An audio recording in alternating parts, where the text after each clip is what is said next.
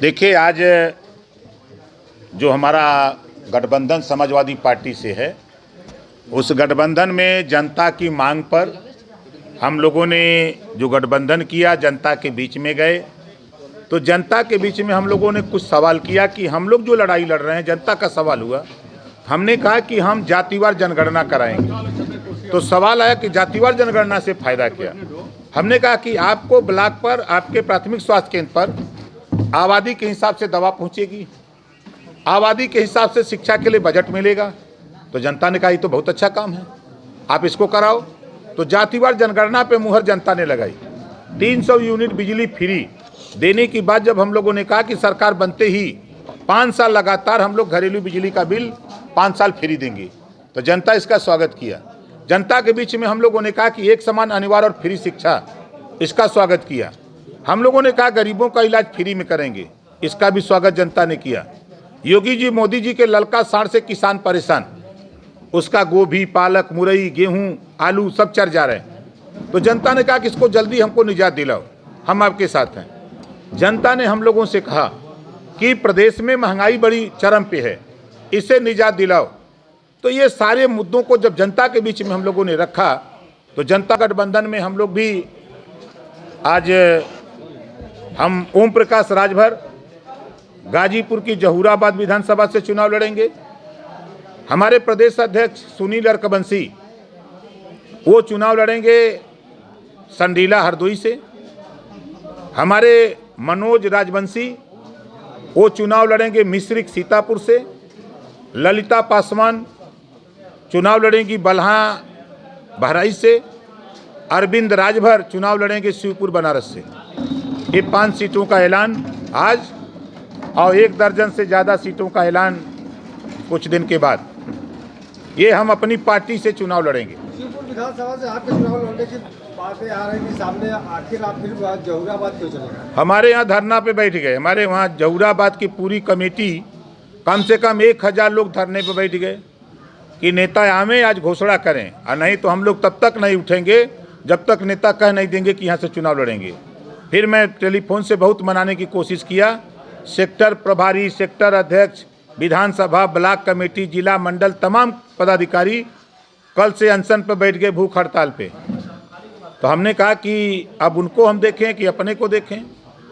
तो इस नाते हम आज आनंद फानन में सुबह निकले, वहाँ से 7 बजे लखनऊ से भाग के वहाँ मैं कह के आया हूँ कि जा रहा हूँ बनारस, और वहाँ प्रेस वार्ता करूँगा, उसके बाद आप लोग अनशन खत्म कर देना। इस नाते हमने फैसला लिया है। अखिलेश अनाज की पोटली लेकर घूम रहे हैं। हाँ, अखिलेश अनाज की पोटली लेकर घूम रहे हैं, क्या बताना चाहते हो? यही जो बता रहे हैं उसी में है वो। किसानों को राहत आपने देखा नहीं? किसान को अगर अन्ना पशु से निजात दिला दिया जाए, किसानों को खाद बीज पानी दे दिया जाए, नौजवानों को रोजगार दे दिया जाए, प्रदेश की जनता को 300 यूनिट बिजली फ्री दे दिया जाए, एक समान अनिवार्य फ्री शिक्षा दे दिया जाए, गरीबों का इलाज फ्री कर दिया जाए। 300 यूनिट बिजली फ्री देने की आप बात करते हैं, लेकिन आपकी सरकार में 300 यूनिट बिजली 1 महीने में नहीं मिल पाती थी, कैसे देंगे? 4.5 साल योगी जी ने उत्तर प्रदेश की जनता से बिजली का दाम बढ़ाकर पैसा वसूला, और ज्यों चुनाव की सूचना जारी हुई तो बिजली का दाम आधा किया। क्या योगी जी पैसा वापस करेंगे प्रदेश की जनता का? है हिम्मत उनके पास? दूसरे की तरफ उंगली उठाने से पहले अपने गिरबान में झांक के देखें। 4.5 साल बिजली का दाम बढ़ा करके उन्होंने पैसा वसूला, कम क्यों किया? तो आप कर सकते हो, तुम करो तो रासलीला, हम करें तो करैक्टर ढीला। जयंत चौधरी और आपकी गठबंधन से समाजवादी पार्टी किस तरह देख रहे, कितने सीटें जीतेगी? पूर्ण बहुमत की सरकार बनने जा रही है। पूर्ण बहुमत की सरकार बनने जा रही है। गिनती आपको चाहिए तो नामांकन के 7वें चरण के अंतिम दिन प्रत्याशियों की सूची आ जाएगी, हम आपको बता देंगे।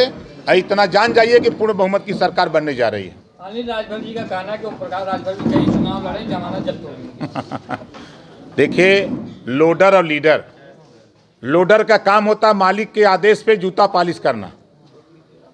लोडर का काम है, हिम्मत नहीं है। 69,000 शिक्षक भर्ती में घोटाला हुआ, 68,500 में 27% पिछड़ों का, 22.5% दलितों का आरक्षण लूट लिया योगी जी ने। जबान नहीं खुली, जबान खोलते तो जबान काट लेता योगी। औकात नहीं है उनकी। छात्रवृत्ति पिछड़े समाज के लोगों को नहीं मिली, सामान्य वर्ग को मिली, अनुसूचित जाति जनजाति को मिली। जबान खोलते तो जबान काट लेती सरकार भाजपा। ये क्या बोलेंगे? पूछिएगा उनसे कि 69,000 शिक्षक भर्ती में कहाँ थे? लाठी खा रहे थे बच्चे। राष्ट्रीय पिछड़ा वर्ग आयोग के यहाँ जब जांच हुई तो आरक्षण लूटने की बात खुल करके सामने आ गई। कहाँ थे ये लोग? पिछड़ी जाति के नेता बनते हैं ना, पिछड़ों का हिस्सा लूटा जा रहा है, जूता साफ कर रहे हैं वहां बैठ के। आपने कहा कि औरतों की कमाई खाने वाला बीजेपी को वोट देगा, इसके पीछे क्या क्या बात है? क्यों आपने ये बात कही? चुनाव के बाद मिलिएगा तो बताएंगे। योगी ने फिर कहा है कि 10 मार्च के बाद हिस्ट्री सीटर अपने जान की भीख मांगेंगे। इनके राज्य में तो हिस्ट्री सीटर मजा ले रहे हैं। 25,000 का इनामी क्रिकेट के खेल में है कि नहीं है? इनकी हिम्मत है उसको छूने की। जितने माफिया गुंडा अपराधी हैं सब भाजपा में हैं। वो तो आरोप लगा रहे हैं कि सपा सीट प्रत्याशी बना रही है। 90% अपराधी तो भाजपा में हैं। संगीत सोम साधु हैं, सुरेश राणा साधु हैं। योगी जी जब मुख्यमंत्री की शपथ लिए तो आपराधिक मुकदमा तेनहू के ऊपर रहा, डिप्टी सीएम केशव मौर्य के ऊपर रहा। ये लोग कहे नहीं अब ये अपन सूचिया जारी करें कितना मुकदमा रहल। दूसरों को मत कहो, पहले अपना बता दो।